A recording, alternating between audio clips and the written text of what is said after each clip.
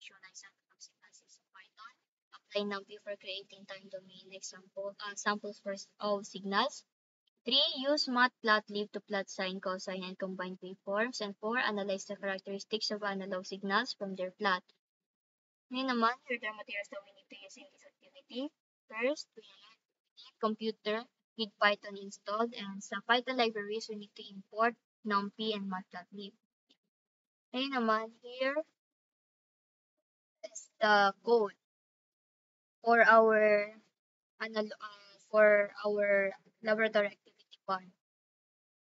Ngayon, before bago tayo mag-proceed sa ating codes, we need to import required libraries. First, we need to import NumPy. NumPy is used for math calculations and creating numbers easily.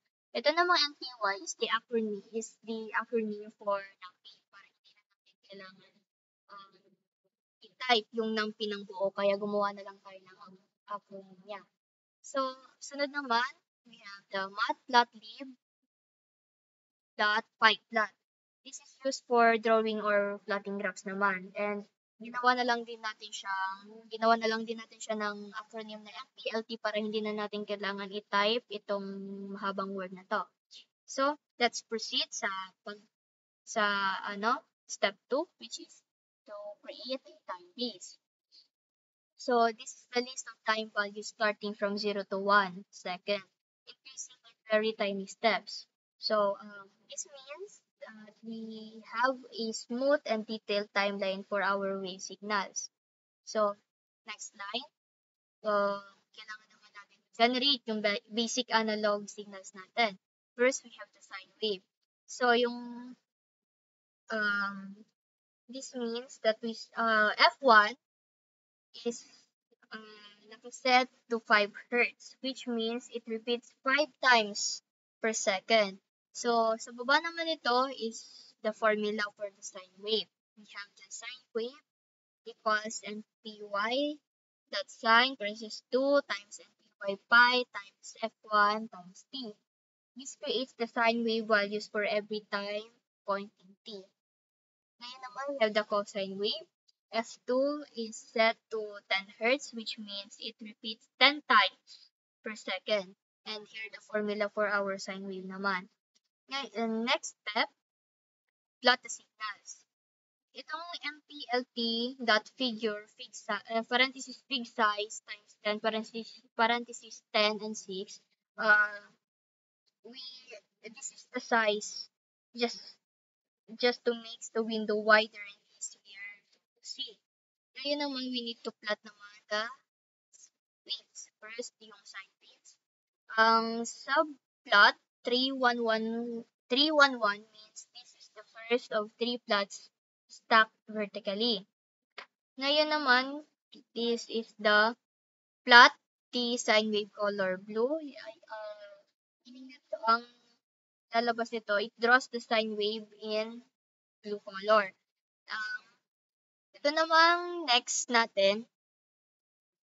Itong next, we have the title, sine wave 5 Hz, and then yung font size niya is 12. Yung X label naman niya or yung lalabas sa baba ng wave natin or sa axis is the time, and Y label naman is titled as amplitude. Ganon din sa cosine wave. Ito naman sa cosine wave, we have subplot 312, meaning this is the second graph. So, it is drawn in red. So, mamaya lalabas yung ating cosine wave na kulay red ang color. Ngayon naman, here are the titles and the font size. Ating pin na title. And the last one is the combined signals. This is the combination of sine wave and cosine wave. So, subplot parenthesis 313, this is the third plot na kulay purple. Tapos, ang title niya is combined signal, sine wave plus cosine, font size 12. Yung X label, title niya is time, and Y label is amplitude.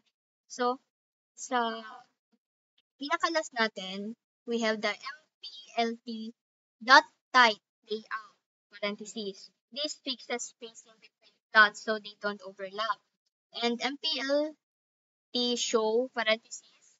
This displays all the graphs on the screen. So if we try to run the code, ito ang lalabas. So ito yung lumabas sa ating code.